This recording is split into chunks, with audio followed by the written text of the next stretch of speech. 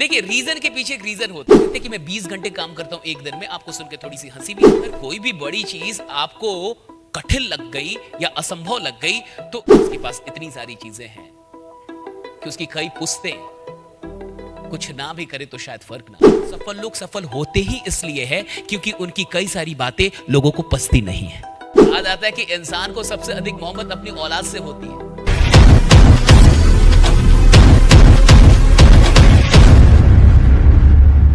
देखिए, रीजन के पीछे एक रीजन होता है, पर्पस के पीछे का पर्पस समझिए। ड्रीम के पीछे का रीजन क्या है? अगर इस चीज में अगर आपकी कमी हो गई या वहां पे अगर इमोशन नहीं है तो फिर आप उसके लिए उतनी मेहनत नहीं कर पाते। वहां पे कहते हैं कि मैं अवार्ड तो लेना चाहता था, लेकिन मैं अवार्ड इसलिए लेना चाहता था क्योंकि अम्मी और अब्बा दोनों ही तब तक गुजर चुके थे उनके। तो कहते हैं कि मैं अपनी माँ को वो डेडिकेट करना चाहता था। तो देखिए, अवार्ड के पीछे एक बहुत बड़ा इमोशन अटैच किया उस इंसान ने। और अगर आपके काम करने के पीछे कोई बड़ा इमोशन का अटैचमेंट नहीं है तो आप उस तरीके से मेहनत कभी नहीं कर पाएंगे। वो कहते हैं कि मैं 20 घंटे काम करता हूं एक दिन में। आपको सुन के थोड़ी सी हंसी भी आएगी, आपको लगेगा कि वो इंसान झूठ भी बोल रहा है, आपको लगेगा कि ये फालतू।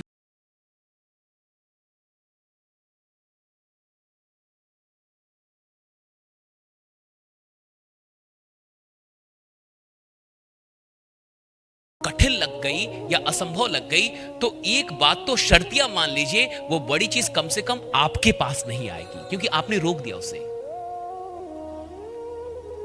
सब कॉन्शियस माइंड से आपने उसे रोक दिया।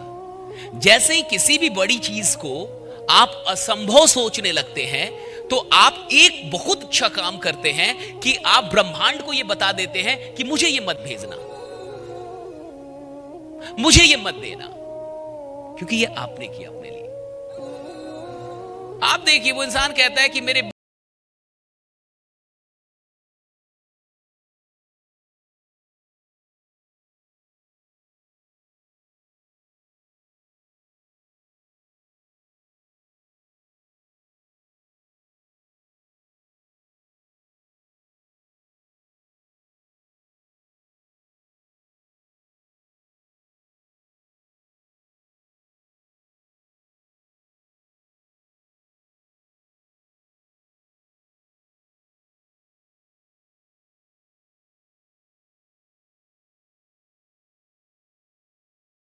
अच्छा, ऐसा भी हो सकता है क्या? We never believe that, right? आप देखिए, कोई इंसान इतना कामयाब होके भी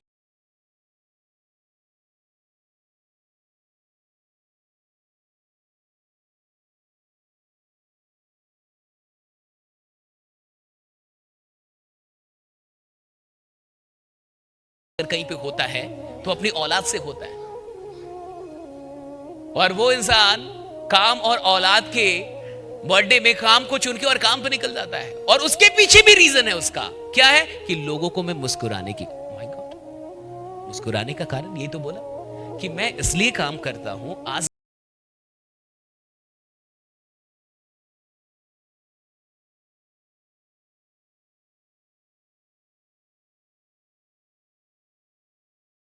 मैं कर रहा हूं उससे इंसानियत में कुछ पॉजिटिव फर्क और बदलाव आना चाहिए। और जब मैं इस दुनिया से जाऊं तो ये दुनिया उससे बेहतर जगह हो जितने में मैं आया था। जब मैं आया था मुझे जितना मिला था उससे बेहतर बना के मैं गया हूं। आप सोचिए कि नेटवर्क मार्केटिंग में इन विचारों के लिए कितनी जगह है? पर्याप्त जगह है। बाकी कामों में इन विचारों के लिए कितनी जगह मुझे नहीं पता। जैसे उन्होंने कहा कि मैं काफी सेल्फिश हूं, लेकिन मैं किसी का बुरा नहीं सोचता हूं। मैं ये नहीं सोचता हूं कि दूसरे को कैसे हराया जाए, मैं ये सोचता हूं कि खुद को कैसे जिताया जाए। दैट्स वेरी गुड, क्योंकि उस फील्ड में वही हो सकता है। लेकिन इस फील्ड में तो ये भी हो सकता है कि आप अपने साथ साथ सैकड़ों और हजारों लोगों की जीतने का भी सपना रख सकते हैं, लक्ष्य बना सकते हैं, गोल बना सकते हैं। ये भी हो सकता है, ये यहां संभव है। क्योंकि बाकी के फील्ड में एक इंसान को अगर सुपरस्टार बनना है तो बाकियों से जीतना तो पड़ेगा ही। लेकिन इस फील्ड में अगर एक इंसान को सुपरस्टार बनना है तो उसका एक ही फॉर्मूला है, 10-20 लोगों को सुपरस्टार बना दो, आप सुपरस्टार बन गए, राइट? 10-20 लोगों को अमीर बना दो, आप अमीर बन गए। 10-20 लोगों की इनकम अच्छी कर दो, आपकी इनकम अच्छी होने लगेगी। अगर आपको बहुत आगे जाना है ना, अपने सपने को साला दुगुना कर दो।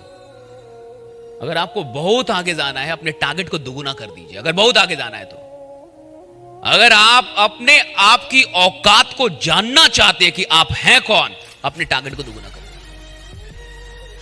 अगर आने वाले 6 महीने का टारगेट अभी तक आपका 5 लाख रुपए कमाना, उसको 10 कर दीजिए। अगर आने वाले 3 महीने का आपका टारगेट है 2 लाख रुपए कमाना, उसको 4 कर दीजिए। अगर आने वाले 30 दिनों का आपका टारगेट है 50,000 रुपए कमाना, उसको 1 लाख कर दीजिए।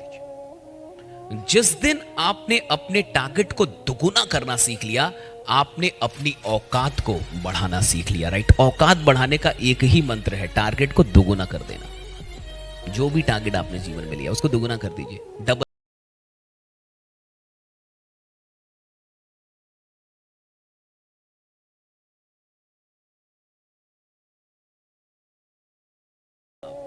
थ्रिल शुरू होगा, अब जाके होगा मजा, टक्कर अब होगी। और एक बात जानिए, 2 टीम मैच खेलती है और दोनों ही गरीब टीम हो ना, तो कोई देखने ही नहीं जाता है। जिम्बाब्वे मान लीजिए खेल रहा है, अब बांग्लादेश, अब तो बांग्लादेश ठीक हो गया, लेकिन पहले का अफगानिस्तान मान लो, ये अच्छे बोले, अब तो जिम्बाब्वे वर्सेस अफगानिस्तान, भैया पैसा दे के भी बोलिएगा कि आओ, तो नहीं आएगा लोग मैच देखने। क्या फायदा ही क्या है ऐसे मैच का। बट इंडिया वर्सेस पाकिस्तान, एक पल के लिए दुनिया रुक जाती है। जो इंडिया पाकिस्तान से नहीं है वो भी देखता है, अरे मजा आएगा भैया, अरे ये तो मैच कांटे की होती है, क्योंकि इंडिया पाकिस्तान की। एक बात समझिए, इस चीज को बहुत अच्छे से आपको समझना होगा। आपके जीवन में भी एक मैच चल रहा है और आप भी एक गेम ही खेल रहे हैं, और जो अपोनेंट टीम है वो कोई और नहीं है, वो आपका टारगेट है। और अगर वो टारगेट ओपोनेंट टीम ही आपने कमजोर सेलेक्ट किया है, तो आप कभी परफॉर्म नहीं कर पाएंगे। जब 400 रन कोई बना के देता है ना 50 ओवर में, तो किसी बैट्समैन की आत्मा ना जाने कहां से कौन सा एंटीना कनेक्ट करती है और वो 400 भी पार करके जीत जाती है मैच। लेकिन उसने जीवन में खुद भी ना सोचा होगा कि वो 400 पार करके जीतेंगे, लेकिन ये जीत हुई क्यों? क्योंकि टारगेट 400 का मिला था। तो दुनिया को पता चला कि 400 भी पार करके जीता जा सकता है। ये दुनिया को उस दिन पता चला जिस दिन ये मामला घटित हुआ। अरे भाई, ऐसा भी हो सकता है। आप अपनी जिंदगी में खुद को अगर चाहते हैं जानना कि आप हैं कौन, आप में क्या क्या छुपा हुआ है, तो ओपोनेंट टीम थोड़ा सा बढ़िया लेके आइए, यानी टारगेट थोड़ा बढ़िया लेके आइए। अगर टारगेट ही आपका गरीबों वाला है, तो आपके अंदर से पोटेंशियल भी बीपीएल वाला ही निकलेगा।